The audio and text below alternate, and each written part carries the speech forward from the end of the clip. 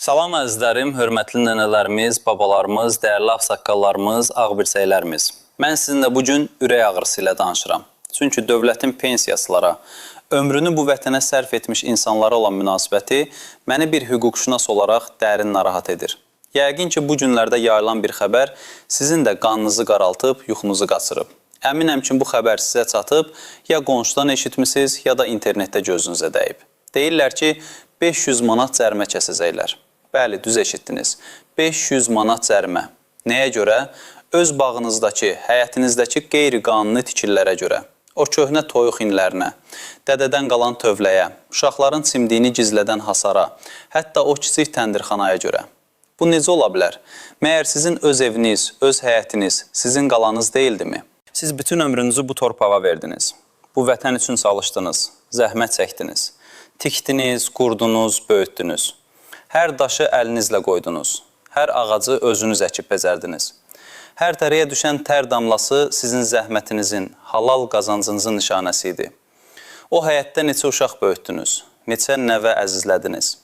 O toyuq inindən çıxan yumurtalarla nəvələrinizə doyumlu səhər yeməyi hazırladınız.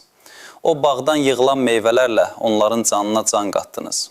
Bəs İndi sizdən bütün bu zəhmətinizin əvəzini 500 manat cərimə ilə ödəməyinizi istəyirlər. Sanki bütün ömrünüz, bütün əməyiniz, bütün fədakarlığınız onların gözündə 500 manatlıq bir kağız parçasıdır. Bu haqsızlıq deyilmi? Bu insafsızlıq deyilmi? Məyər sizin zəhmətinizi, halal əməyinizi belə ayaq altına almaq olarmı? Ürəyim ağrıyır bu sözlər deyəndə.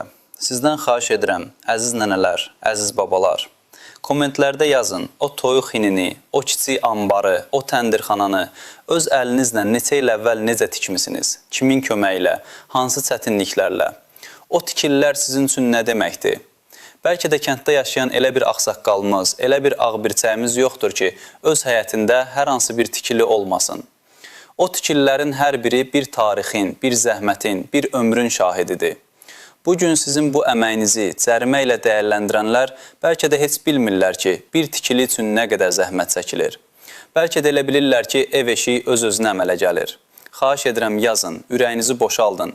Çünki biz burada bir ailəyik, bir-birimizə dəstək olmalıyıq, birlikdə güclüyük, birgə haqsızlığa qarşı çıxa bilərik. Bəli, mənim hörmətli izləyicilərim, bu kanal məhz sizin üçün yaradılıb. Pensiyasılarımızın, ağsaqqallarımızın, ağbirsəklərimizin hüquqlarını qorumaq, onları məlumatsızlıqdan qorumaq üçün. Ona görə də sizdən xahiş edirəm, bu kanala abunə olun. Çünki qarşıda sizi gözləyən daha çox məlumat, daha çox hüquqi yardım olacaq. Bugün bir yerdən, sabah bir başqa yerdən yeni qanunlar, yeni cərimələr əmələ gəlir. Bəs biz bu dəyişikliklərdən necə xəbərdar olaq? Məhz bu kanalda biz sizinlə birlikdə hər bir yeniliyi müzakirə edəcəyik, hər bir sualınıza cavab tapmağa çalışacağıq. Dövlət Sosial Müdafiə Fondu ilə bağlı, pensiya məsələlərində, bələdiyyə və icra hakimiyyəti ilə bağlı, torpaq və məişət məsələlərində hüquqlarınızı bilmək hər zamankindən daha vacibdir. Odur ki, bu kanala abunə olun ki, vacib məlumatları qaçırmayasınız və hüquqi cəhətdən müdafiə olmasınız. Yadınızdadır, əzizlərim, neçə il əvvəl hər şey necə idi? Kəndlərdə, rayonlarda həyat daha sadə idi. İnsanlar bir-birinə güvənirdi, söz idi, sənət isə çox vaxt formal bir şey sayılırdı. Hər kəs bilirdi ki, bu torpaq kimin babasından qalıb, hansı tikili kimin əməyinin bəhrəsidir. Heç kim gəlib o köhnə təndirxanaya, o uzaq künzdəki odunluğa ya da heyvanlar üçün tikilmiş komaya ilişməzdi. O zamanlar qonşuluq münasibətləri, qohum-əqrəba bağları qanunlardan daha güclü idi. Ağsaqqallarımızın, ağbirsəklərimizin sözü qanun idi. Onlar bilirdilər ki, kənddəki hər bir tikili bir ehtiyacdan yaranıb, bir çətinliyin həlli üçün tikilib. Məsələn, Baba Əhməd əllərinə gələn 5-10 manatla, illərlə yığılmış qəpik quruşla öz həyətindəki o kiçik ambarı tikmişdi. Orada qış üçün odununu, əkin üçün alətlərini saxlayırdı. Heç ağılına da gəlməzdi ki, bir gün kimsə gəlib ona bu ambara görə 500 manat cərimə yazacaq. Nənə Zeynəb isə kəndin ən qədim sakinlərindən biri. 4 uşağını tək böyütmüş bir ana həyətində 10 toyuq saxlayırdı. Onların yumurtaları ilə nəvələrinin dərs xərcini ödəyir, özünə də az da olsa çörək pulu qazanırdı. Onun toyuq hini də qeyri-qanuni sayılacaqmış. Məgər bu insanların dolanışığına, həyat tərzinə birbaşa müdaxilə deyilmi? Bugün isə hər şey dəyişib. İndi deyirlər ki, kəndlərə dronlar göndərilir. Bütün həyətlər, bütün torpaq sahələri yuxarıdan görüntülənir. Elə bil düşmən axtarırlar. Amma düşmən yoxdur əzizlərim. Orada sizin zəhmətiniz, sizin eviniz, sizin həyatınız var. Bu dronlar hər bir küncü, hər bir kol dibini, hər bir tikilini axtarır ki, qeyri-qanuni bir şey tapıb cərimə yazsınlar. Bələdiyyə və icra hakimiyyəti əməkdaşları deputatların hazırladığı bu yeni qanun layihəsini tezliklə icraya qoyacaqlar. Təsəvvür edirsiniz, illərlə zəhmət çəkib qurduğunuz, tikdiyiniz, uşaqlarınıza, nəvələrinizə yadigar qoyduğunuz hər şey bir anda bir dronun obyektivindən baxan bir məmurun əlində cərimə obyekti olur. Bəs sizin haqqınız, sizin hüququnuz nə olacaq? Nəyə görə bu qədər haqsızlıq baş verir? Nəyə görə bu ölkədə pensiyaçılar həmişə bu cür hallarla üzləşməlidir? Pensiyaçılarımızın əksəriyyəti, xüsusən də kəndlərdə və rayonlarda yaşayanlar, gənclərin Bakıya və ya Rusiyaya, Türkiyəyə iş dalınca getməsi ilə tək qalıblar. Onlar tək başına həm özlərinin, həm də bəzən nəvələrinin qayğısına qalırlar. Onların əlindən tutan, onlara yardım edən yoxdur. Telefonla ya da uzaqdan verilən məsləhətlər isə hər zaman kömək etmir. Onların bugünkü çətin vəziyyətini anlayan kimsə varmı?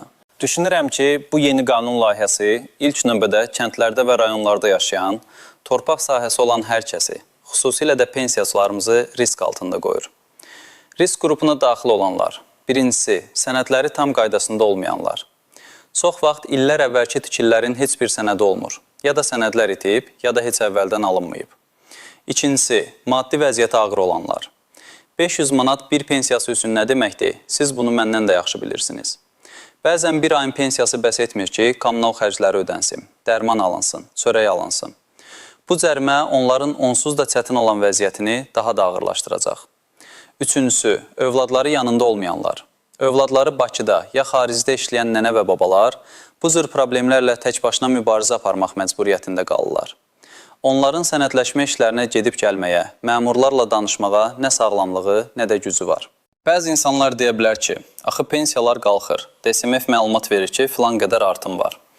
Bəli, quru rəqəmlər bəzən artımı göstərir, amma bu artım real həyatda nə qədər özünü doğruldur. Siz bir pensiyaçı olaraq bunu özünüz də bilirsiniz. Bir neçə manatlıq artım bazar qiymətləri ilə müqayisədə bir heçdir. Nənə Gülsümün aylıq pensiyası 180 manatdır. Onun hər ay 120 manat dərmanlara pulu gedir. Bəs qalan 60 manatla necə dolansın? Məyər bu ədalətlidirmi?